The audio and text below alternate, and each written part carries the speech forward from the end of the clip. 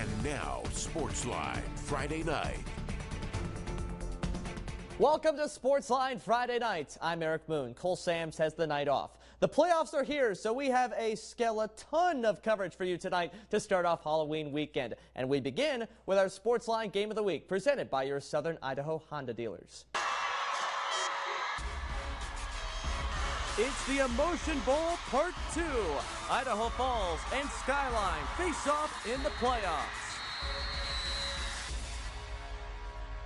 It is the rare postseason matchup between Idaho Falls and Skyline. The back-to-back 4A state champion Skyline Grizz have won all 4 of the prior meetings in the playoffs, with number 5 taking place at Holt Arena tonight. For the first time since the state semifinals in 1992, it's the Tigers and the Grizz meeting in the postseason. Let's get it rolling with an early takeaway for the Skyline defense. On the handoff, this ball pops free to the turf, and Riker Morgan falls on it, ending Idaho Falls' opening drive.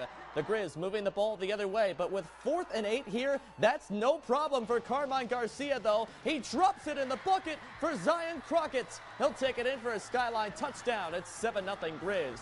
Next Skyline possession, Grizz struck through the air, and now they strike on the ground. Amani Morrell breaks into the open field and makes a house call. 15-0 Skyline after a 2-point conversion.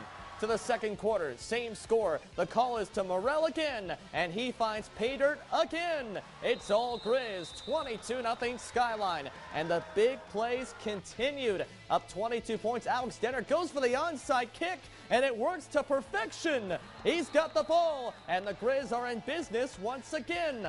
On that possession, at the 2-yard line, Crockett takes the handoff to the corner for 6 more. The back-to-back champs are heading to the quarterfinals with ease, 45-6. Skyline travels to Twin Falls next week. Knights taking the field for their playoff game as a top seed. Knights on the 5-yard line. Peyton Kane hands off to Trayson Keller, and he takes it up the middle, putting Hillcrest on the board. It's 7-0. Then in the second quarter, the Knights are on the 5-yard line again. Kane pitches back to Braxton Battleson for the run into the end zone to make the score 14-0 Knights. Then the Riverhawks get a chance to score with this pass to Jasper Robinson. He has nothing but open field in front of him, but watch number 23 in black. That's Braxton Battleson turning down the heat and stopping Robinson with 5 yards to go. What a hustle play there. Hillcrest gets the ball back, and Kane opens things up with this 46-yard pass to Jace Judy. What a juggling grab there. It's 21-0 at halftime, and Hillcrest wins 35-0.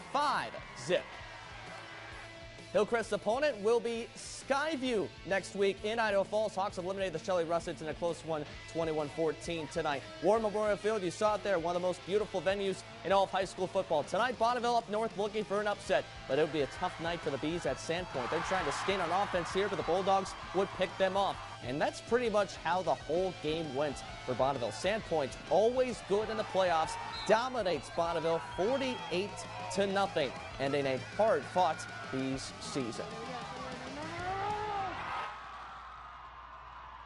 Back at Pocatello, the Thunder and Preston capped off a doubleheader at Holt Arena with their second matchup in 3 weeks. Pokey won the regular season battle 49-6.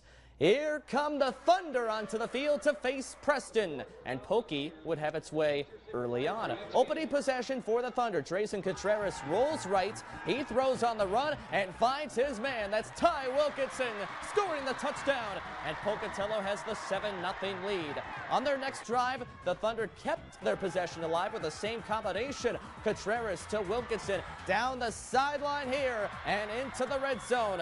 Pokey in business. And on the very next play, Riken Echohawk would do the rest. He finds a lane through the Preston defense for the score. Preston gets thunderstruck twice. And at last check, Pocatello leads 41-14 in the fourth quarter. Assuming Pocatello holds on, the Thunder host Sandpoint next week.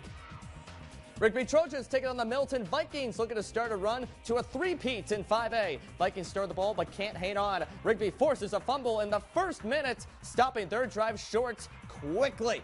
inches from the goal line. Rigby's running back Peyton Klingler rushes through the pile up there. He is in for the 1-yard touchdown, 7-0 Rigby. Vikings looking to even the score, but the Trojan horse returns with a fumble going the other way. So surprising, it shocks the Vikings and our cameraman. Parker Graham takes it in. It is 14-0. Middleton is behind, but it starts to snow a little bit in Rigby, and everyone knows Vikings battle better in the cold. Paddock Franks breaks away for a massive gain. Vikings inching even closer to the end zone, but the Trojans able to stop that battalion of Vikings from storming their beach on 4th down here, keeping them outside of the end zone. Rigby dominates, taking this one 42-16, and the Trojans face top-seeded Eagle next week on the road. 3A scores tonight. Snake River takes care of business, avoiding a first-round upset this year with a 28-10 win against Wood River. But with a tough draw out west, Marsh Valley falls 38-16 at Weiser. So Snake River advances, but Marsh Valley's season ends, as you see the score right there. Still ahead, we'll check in with the 2A and 8-man playoffs and show you our Sportsline top play of the week. That's next on Sportsline Friday night. You ready for your next Toyota commercial, Lincoln? I'm waiting for my stunt double. You don't need a stunt double. What if I have to fight off a bunch of zombies to get to my new Toyota? When have you ever had to fight anybody in a commercial? What if I have to jump my new Toyota over a river? You're 8. You don't have a Toyota. But what if I have to... Run for your life? My stunt double does the running. Lincoln? 45 years of Toyotas. Filmeter Toyotas in Pocatello. It's the final weekend of the Super Savings Sale at Odell's Furniture. Leather power reclining chair with power headrest, just $488. Dual reclining sofa with plush seating and pillow arms, just $448. Queen size hybrid memory foam mattress, just $248. Daybed with pull-out trundle, just $188. Buy with no down payment and no interest for up to 4 full years. It's in stock, ready for immediate delivery or pickup. Odell's Furniture, final weekend. Sale ends Saturday at 6 p.m. Hey y'all, Terry here from Fit Fast for Health. I just wanted to share some of our exciting success stories with you. I came to Fit Fast for Health to lose weight, but I have gained so much more. My self-confidence is much better. I went from a 3X to an extra small. I have not been this small for 40 years. I have lost 43 pounds and 52.5 inches. I love Fit Fast for Health. So call me today for your free consultation and body analysis. I can't wait to meet you. Welcome back. Checking in with the 2A playoffs. How about the defending state champion Bear Lake Bears? They put it on the Wendell Trojans at home, 42-0. And in a close all-East Idaho matchup, Aberdeen gets the win over Firth, 22-14. In 8-man football, the Grace Grizzlies begin their bid to return to the 1A D1 state championship with a solid 28-6 win at home against Cary. But in 1A D2, the Mackey Miners unfortunately fall by quite a bit to Hagerman, 70-0. Now that concludes tonight's results, but also of note from last night's only East Idaho playoff game, the Teton Timberwolves dominated the Fruitland Grizzlies for a 47-14 victory. You can see the highlights from that game on our Local News 8 YouTube channel and in the sports section on our website at localnews8.com and in the app. Now, there is one more playoff game left of the first round, tomorrow in Timberlake. That's where American Falls takes on the Tigers, and the Beavers return to the postseason. Kickoff is at 2 o'clock Mountain and 1 o'clock Pacific for this 3A playoff matchup.